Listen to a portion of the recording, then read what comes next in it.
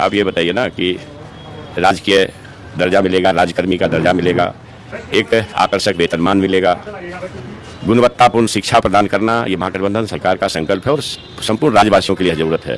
आप सभी महसूस करते होंगे कि गुणवत्तापूर्ण शिक्षा की कितनी ज़रूरत है और गरीब, मजलूम और बेबस आदमी सरकारी संस्थान में ही अपने बच्चों को पढ़ाते हैं। किसी निजी संस्थान में पढ़ाने की उनकी क्षमता नहीं होती है। अब एक शिक्षक को, अगर अभ्यर्थी को शिक्षक बनना है तो जो पात्रता परीक्षा उन्होंने दी है, जैसे ट्रेनिंग किया है, सीटेट एसडीटी किया है, उन्होंने शिक्षक बनने की योग्यता धारण कर ली। अब जिस तरह से प्रोफेसर लोग बहाल होते हैं तो बड़े ही कठिन पढ़ाई के बाद नेट करते हैं, बड़े ही मेहनत के बाद पीएचडी करते हैं। नेट और पीएचडी करते हैं तो वो प्रोफेसर बनने के योग्य होते हैं, प्रोफेसर बनने के लिए दक्ष होते हैं। आपको नहीं मालूम कि आज के तारीख में बिना पीएचडी किए हुए कोई इंटाइटलमेंट नहीं रखता है, जो यूजीसी का गाइडलाइन है। तो जो मतलब इस ढंग की चीज़ें को हवा देते हैं लोग, उनको ये समझना चाहिए कि हमें आखिर अल्टीमेटली देनी क्या है। हमें तो क्वालिटी एजुकेशन देना है ना, गुणवत्तापूर्ण शिक्षक बहाल करके गुणवत्तापूर्ण शिक्षा देनी है।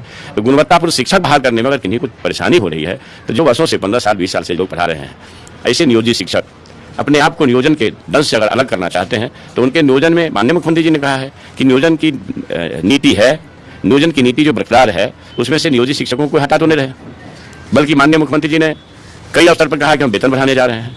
मगर ये तो अच्छा नहीं है ना कि आप शिक्षक हैं, आप बच्चों को पढ़ाते हैं और आप जो पढ़ाते हैं उसी कोर्स में से आपसे कुछ अगर सवाल पूछे जाते हैं और आपको लगता हो कि नहीं हम सवाल के घेरे में नहीं आए, तो ये ठीक नहीं है। आप अगर राज्यकर्मी का दर्जा चाहते हैं तो एक कदम आगे बढ़ने के लिए थोड़ी मेहनत करिए। ऐसा नहीं है कि आप वीडियो साहब हैं, सीओ साहब हैं या किरानी साहब हैं या बाबू लोग हैं कि भाई आपको पढ़ाई से रिश्ता छूट गया। आप तो लगातार पढ़ाई के संपर्क में हैं। शिक्षक तो पढ़ाई के संपर्क में रहते हैं। बेहतर ना, आप यही बताइए ना कि क्वालिटी शिक्षक बहाल होंगे, गुणवत्तापूर्ण शिक्षक बहाल होंगे, तभी तो गुणवत्तापूर्ण शिक्षा मिल पाएगी आम लोगों को। इसलिए हमारे राज्य के हित में, माता पिता के हित में, छात्रों के हित में, और फिर सबसे बड़ी चीज जो है, ज्ञान की भूमि अगर भारत है तो उसके सबसे बड़े आधार बिहार है। ज्ञान की भूमि बिहार है, अहिंसा की भूमि बिहार है, दुनिया को शून्य का ज्ञान देकर के गणित का बोध कराने वाली धरती बिहार है।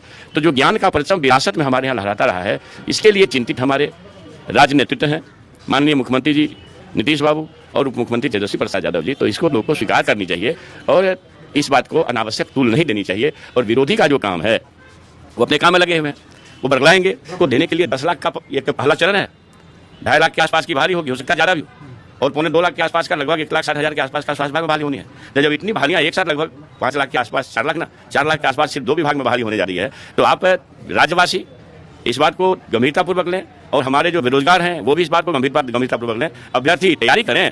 अब तो हमको लगता है कि शायद हर जगह से रिक्ति आ गई होगी, अब तक आ गई होगी संभवतः। हम आज ने एक ब्रीफ लिया है, आज ब्रीफ नहीं लिया है विभाग का, लेकिन जैसे रिक्ति आएगी विज्ञापन होगा। और खुद हमारे राज्य के मुखिया बिहार विकास के शिल्पकार इसके लिए चिंतित है, उसको खुद वो मॉनिटर कर रहे हैं।